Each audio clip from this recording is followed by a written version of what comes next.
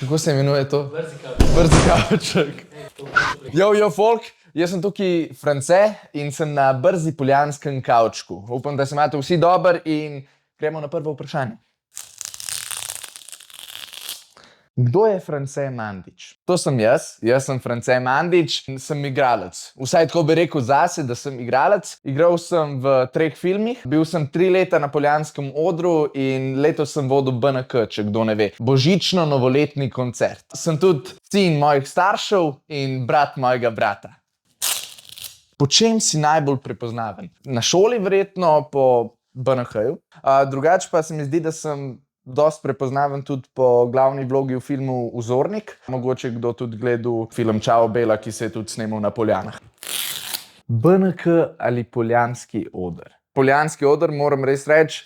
3 leta sem bil pri njemu, res sem se imel super izkušnja, mentorji so bili super, veliko sem se naučil igralsko novega. Tudi če predstave komu niso bile všeč, sem se jaz imel pri delanju njih super. BNK je bila pa letos res meni super izkušnja, kako sem se lahko pozabavil, vodil nek koncert, ki povezuje šolo.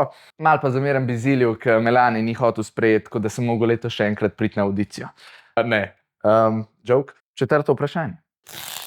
Kaj je tvoja najljubša igralska izkušnja do sedaj? To pa moram res trdno povedati, da je snemanje celovečernega filma Vzornik. Če si ga niste uspeli pogledati, ne vem, kje si ga, ampak če najdete, poglejte, res je super film, malo premalo je medijsko prepoznaven, ampak sem se res imel super. Režiser Nejc Gazvo, da je super me vodil skozi celo izkušnjo in ogromno sem se naučil in res mi je bilo super.